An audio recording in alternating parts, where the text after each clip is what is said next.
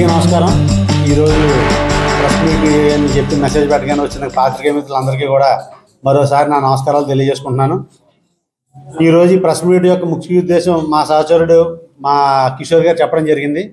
ఏదైనప్పటికీ కూడా ఒక నాయకుడు విమర్శించినప్పుడు, ఒక ఎమ్మెల్యే స్థాయి వ్యక్తి విమర్శించినప్పుడు, ఒక ఎక్స్ఎమ్మెల్యే స్థాయి వ్యక్తి ప్రెస్ మీట్ పెట్టి మాట్లాడినప్పుడు దాంట్లో ఆయన చేసిన ఆరోపణలకు వివరణ ఎవరు ఇవ్వాలంటే ప్రెసిడెంట్ ఉన్న ఎమ్మెల్యే ఇవ్వాలి.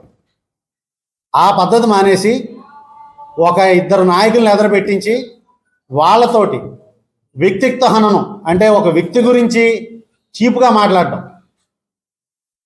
ఏదైతే ద్వారంపూడి చంద్రశేఖర్ రెడ్డి గారు ఆవభావాల గురించి అయితేనే, ఆయన పౌడర్ రాసుకొచ్చాడు, అది రాసుకొచ్చాడు, ఇది రాసుకొచ్చాడు అని మాట్లాడితేనే, లేకపోతే సామెతలు చెప్పడం అయితేనే, సామెతలతోటి చెప్పి ప్రెస్ మీట్ మొదలు పెట్టాలంటే డిక్కీ వెలిసిన కోడి ఇల్లుకి కూర్చున్నట్టుగా ఉంది మీ వ్యవహారం. అన్ని రకాల కబ్జాలు, అన్ని రకాలుగా దౌర్జన్యాలు అన్నీ చేసి ఈ రోజున మీ నాయకుడికి తప్పుడు నివేదికలు, తప్పుడుగా సమాచారం చేరవేసి ఆయన నలుగురిలో తలదించుకునే పరిస్థితి ఏర్పాటు చేస్తున్న వాళ్ళు ఎవరంటే మీరిద్దరూ ముఖ్యంగా ఉన్నారు. మా సోదరుడు చెప్పినట్టుగా ఈరోజు ఆయన చేసిన అన్యాయాలు, అక్రమాలు సిటీ ప్రెసిడెంట్ కింద వీరు గారు ఏం చేశారన్నది ఆయన చెప్పారు.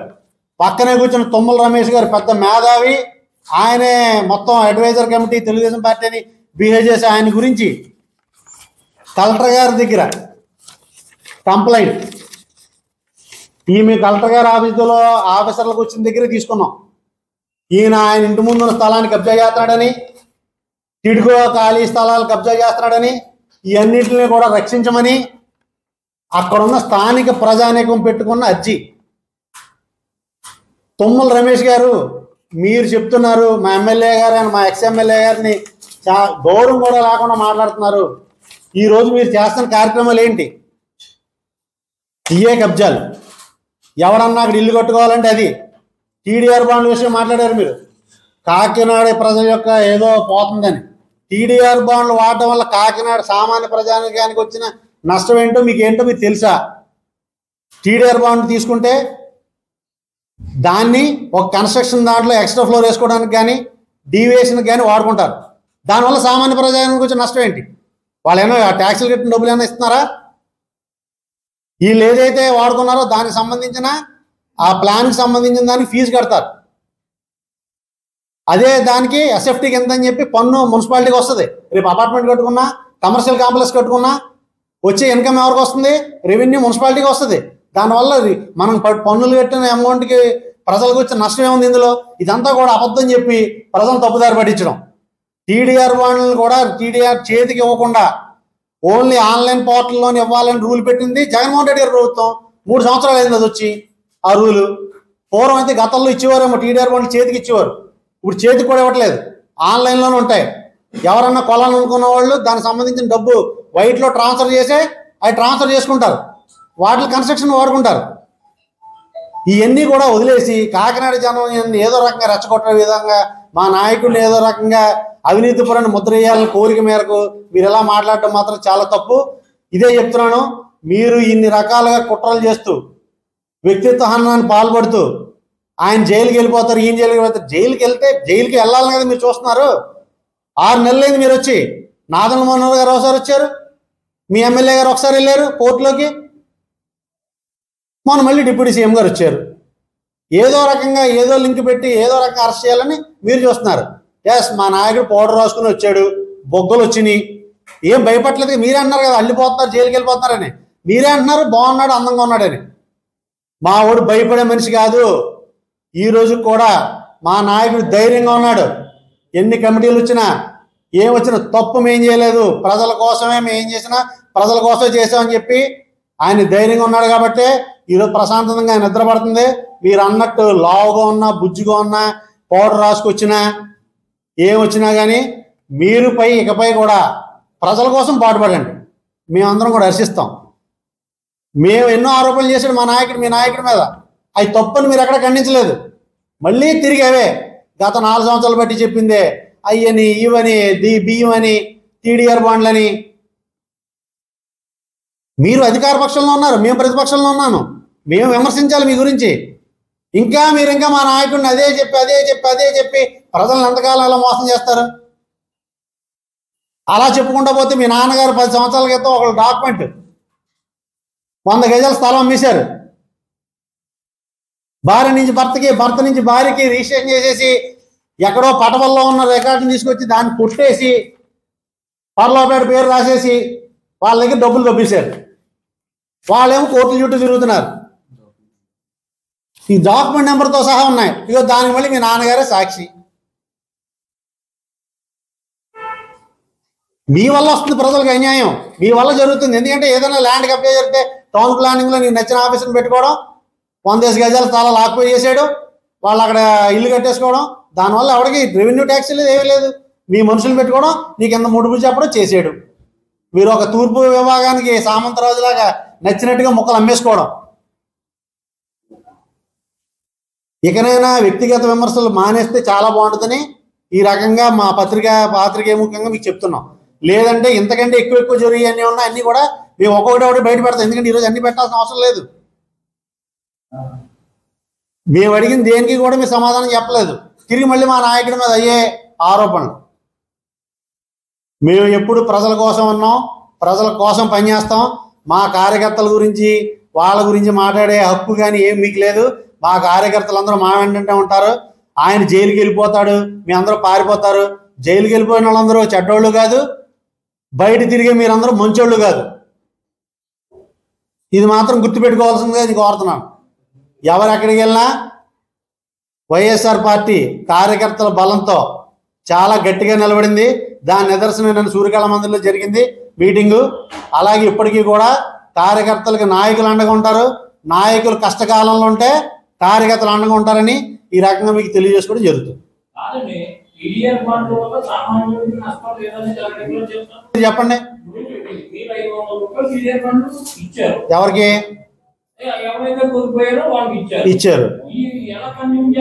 అదే కదా మీరు అదే మీ పక్కన ఉన్న వ్యక్తి ఒక బిల్డింగ్ కట్టుకుంటున్నప్పుడు వినండి, మీ పక్కన బిల్డింగ్ కట్టుకున్న వ్యక్తి 5 ఫ్లోర్లకే పర్మిషన్ ఉన్నప్పుడు 6వ ఫ్లోర్ అతను వేసుకుంటున్నప్పుడు ఈ టీడీఆర్ బాండ్ అప్లై చేయాలని గవర్నమెంట్ రూల్ ఇచ్చింది.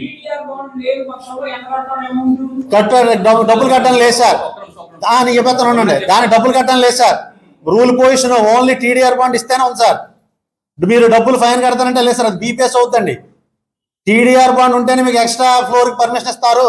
రెండోది కూడా మీరు అన్నట్టు డబ్బులు అనుకుందాం సార్, డబ్బులు లేదండి. డబ్బులు ఇక్కడ డబ్బు అనేది ఎక్కడికి మారదు. 100 రూపాయలు అంటే మీకు సబ్జెక్ట్ చెప్తాను సార్. 100 రూపాయలు పెట్టి మీరు ఆ ప్లాన్ అప్రోచ్ తీసుకుపోతే పోర్టు గురించి ఆయన చెప్పిన తర్వాత కొమరగిరి రైతుల గురించి ఆయన మాట్లాడటం జరిగింది. కొమరగిరిలో ఎకరో 20 లక్షల రూపాయలకి మేము తీసేసుకొని దాని మీద 30 లక్షల రూపాయలు ఎక్స్ట్రా అమౌంట్ కాజేసామని చెప్పి ఆయన విమర్శించడం జరిగింది. తప్పే ఉంది, అధికారం మీ చేతిలోనే ఉంది కదా. ఒకవేళ నిజంగా కానీ అదే జరుగుండుంటే ఆ రైతులను తీసుకురండి, రైతులతో మాట్లాడించండి. ఇక్కడ జరిగేదల్లా ఏట్రా అంటే కాకినాడలో 30,000 మంది పేదలకు పట్టాలు వైసీపీ గవర్నమెంట్లో ఇవ్వగా ఇప్పుడు వాళ్ళు ముందున్న లక్ష్యం 30,000 మందికి ఇల్లు నిర్మించాల్సిన బాధ్యత టీడీపీ గవర్నమెంట్ మీద ఉంది. ఇప్పుడు ఎలాగైతే పోర్టు మీద అపఖ్యాతి పాలు చేసి పోర్టు వ్యాపారాన్ని దెబ్బతీసారో అలాగే ఈ భూముల మీద కూడా లేనిది ఏదో సృష్టించి ఆ ఇల్లు కూడా కట్టకుండా ఆపితే ఆ వచ్చే పేరు కూడా గతంలో వైసీపీ గవర్నమెంట్కి వచ్చే మంచి పేరును కూడా చెడగొట్టాలన్న ఆలోచనే తప్ప ఒకవేళ మీకు ఏదైనా మంచి ఉద్దేశం ఉండుంటే తప్పే ఉంది. తప్పు నిరూపిస్తూ ఆ భూములు ఎవరి దగ్గర అయితే కొన్నారో ఆ రైతులు తీసుకొచ్చి మాట్లాడించి వైసీపీ గవర్నమెంట్లో జరిగిన తప్పును మీరు ప్రూవ్ చేసి దాన్ని సరిచేసి ఆ 30,000 మందికి ఇల్లు కట్టించేయండి. అది వదిలేశారు. ఇకపోతే మూడోది టీడీఆర్ బాండ్లు 500 కోట్ల రూపాయలకు ఇవ్వడం వల్ల కాకినాడ మున్సిపాలిటీకి 500 కోట్ల నష్టం వచ్చిందని చెప్తున్నారు.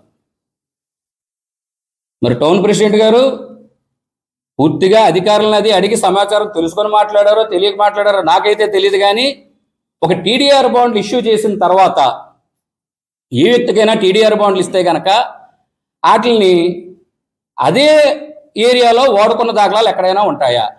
500 కోట్ల రూపాయలు టీడీఆర్ బాండ్లు ఇక్కడ ఇస్తే మనం అనుకున్నట్టే వాళ్ళు కట్టి దాని మీద ఎక్స్ట్రా ఫ్లోర్కి మనం ఈ టీడీఆర్ బాండ్లను ఉపయోగిస్తే కనుక 500 కోట్ల రూపాయల డెవలప్మెంట్ కాకినాడలో జరిగేటప్పుడు సుమారు ఎంత టైం పడుతుంది? వ్యక్తుల డెవలప్మెంట్ సాధారణంగా టీడీఆర్ బాండ్లు ఇచ్చిన వెంటనే ఎవరైనా ఏం చేస్తారంటే వాళ్ళు కట్టడానికి ఏమైనా కావాల్సి వస్తే దానికి ఉపయోగించుకొని మిగిలిన దాన్ని తీసుకెళ్ళి ఎక్కడైతే డెవలప్మెంట్ అవుతుందో మన విశాఖపట్నం కానీ విజయవాడ కానీ గుంటూరు కానీ ఆ ప్రాంతాల్లో ఎక్కడ డెవలప్మెంట్ అయితే అక్కడ కన్స్ట్రక్షన్ చేసుకునే వాళ్ళకి టీడీఆర్ బాండ్ను విక్రయించుకుంటారు. అది 40 రూపాయలకు సుమారు 100 రూపాయలు విలువ చేసే బాండ్ ఉంటే ఇప్పుడున్న మార్కెట్ అయితే 40 రూపాయలు, కాలు పెరిగితే పెరగచ్చు లేదా 35 రూపాయలు తగ్గినా తగ్గచ్చు.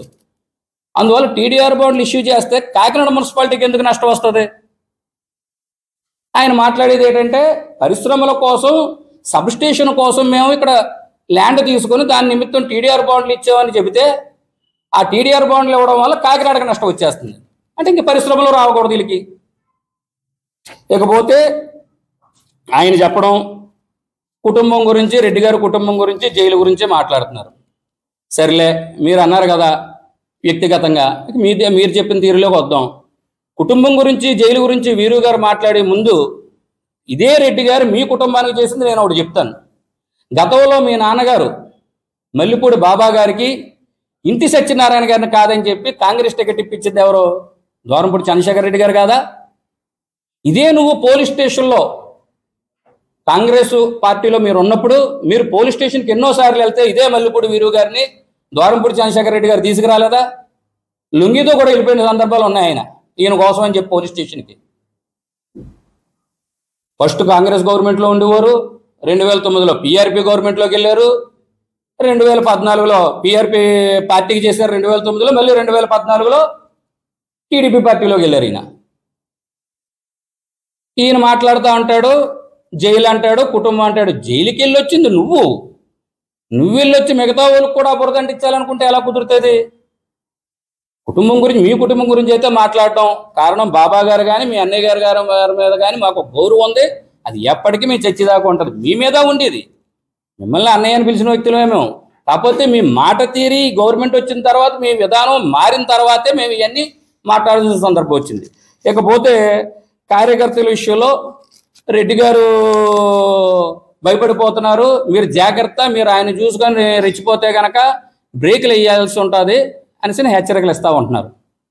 మేము ఛాలెంజ్ చేసి చెప్తాం, కాకినాడలోనే కాదు ఈ జిల్లాలోనే ద్వారంపూడి చంద్రశేఖర్ రెడ్డి గారి కార్యకర్తగా మేము అధికారంలో ఉన్నా లేకపోయినా మా పనులు మేము చక్కబెట్టుకుని వచ్చాం. మీరు మీ నాయకుడి పేరు చెప్పి అలా జిల్లా వ్యాప్తంగా వెళ్ళి పనులు సాధించుకుని రాగలరా?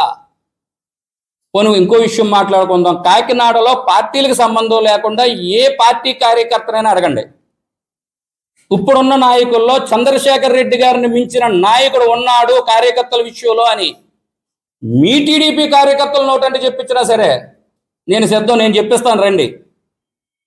ప్రజెంట్ ద్వారంపూడి చంద్రశేఖర్ రెడ్డి గారే కార్యకర్తల విషయంలో టాప్ అని. అందువల్ల నువ్వేదో హై స్కూల్లో ఆపు నిక్కర్లు వేసుకొని తిరుగుతూ ఉంటారు, అలాంటి కుర్రోళ్ళ దగ్గర మాట్లాడేసినట్టుగా మా దగ్గర ఏం మాట్లాడాక ఇక్కడ ఉన్నది వైసీపీ కార్యకర్త. నీకు ఇలాంటి ఊకదంపుడు మాటలకి వీటికి కూడా భయపడే వ్యక్తులు అయితే ఎవరో ఇక్కడ లేరు. అందువల్ల దయచేసి నువ్వు హెచ్చరికలు అయ్యి మాకేం ఇవ్వక్కర్లేదు, కానీ ముందు నీ విధానం మార్చుకోకపోతే కాకినాడ ప్రజానికం అంతా ఏకమై నీకు ఇస్తుంది, అది గుర్తించుకో. ఇకపోతే అలాగే కాకినాడకు సంబంధించి ఏపీ టిట్కో ఇల్లు కట్టినప్పుడు ఏపీ టిట్కో ఇల్లు పక్కనే ఉన్నటువంటి స్థలంలో పట్టాలు ఇద్దాం కదా అని చెప్పేసి కప్పెట్టగా అది మరడవులకు సంబంధించిన ప్రాంతం అని చెప్పి కోర్టుకు వెళ్ళింది టీడీపీ వారు. అదే అంటే నిన్న ప్రెస్ మీట్లో వాళ్ళు మాట్లాడుతూ అంటారు ప్రకృతికి విరుద్ధంగా చేస్తున్నారు వీళ్ళు, ఎన్జిటి వాళ్ళు కూడా తిట్టారు, అందుకే మేము ప్రజల క్షేమం కోసం కాకినాడ క్షేమం కోసం కోర్టుకు వెళ్ళి ఆపింది మేమే ఆపామని చెప్పి వాళ్ళు మాట్లాడుతూ ఉన్నారు. మరి ఇంత కాకినాడ ప్రజల కోసం కాకినాడ క్షేమం కోసం ఆలోచించే మీరు మరి 2014-2019 మధ్యకాలంలో అదే స్థలంలో ఏదైతే 116 ఎకరాల్లో 5,000 మంది పేదలకు పట్టాలు ఇద్దామని చెప్పి కప్పెట్టారో మీరు చెబుతున్నటువంటి మరడవుల ప్రాంతాన్ని ఆనుకున్నటువంటి మరొక ఆ మరడవి ప్రాంతంలో మీరు ఒక కంపెనీకి ఇవ్వలేదా? 89 ఎకరాల్లో కంటైనర్ల company Kakinada Concor India private limited అనే కంపెనీ. అది ఎవరి టైంలో వచ్చింది? అది 89 ఎకరాల్లో. ఏ స్థలం అది? ఆ రోజు మేము ఆపచ్చు, మేము ఆపలా. అక్కడ మాకు కావలసింది కాకినాడకు ఒక పరిశ్రమ వస్తుంది, కొంతమందికి ఉపాధి దొరుకుతుంది. కానీ మీరు చేసింది ఏంటి? అక్కడ ఉన్న ప్రజలకు 5,000 మందికి పట్టాలు ఇస్తూ ఉంటే ఎక్కడ గవర్నమెంట్కి మంచి పేరు వస్తుందో, పేదోడు ఎక్కడ బాగుపడుతుందో అని చెప్పి అధికారులు లేకపోయినా సరే కోర్టుకి వెళ్ళి ఆపిన మహానుభావులు మీరు. ఇప్పుడు చెప్పండి, పతివ్రతలు ఎవరో? మీరు అంటున్నారు కదా పతివ్రతల పాయసం వండితే తెల్లారులు చల్లారలేదని. అది తెల్లారులు చల్లారలేదో ఏటో మాకు తెలియదు, ఎందుకంటే అవి చేసేది మీరు కాబట్టి మీకు తెలుస్తుంటాయి. అందువల్ల దయచేసి మీకు ఇచ్చిన సమయం 6 నెలలు ముగిసింది, మేము చెప్పిన టైము. ఇప్పుడు దాకా మేమేం మాట్లాడాలా. ఇక్కడి నుంచి మీరు చేసే ప్రతి పనిని మేము ఎండగడతాం. అలాగని చెప్పి పేదలకు ఉపయోగపడే పనుల్లో మాత్రం మేము అడ్డురాము, ఇబ్బంది పెట్టాం మీకులాగా. Thank you.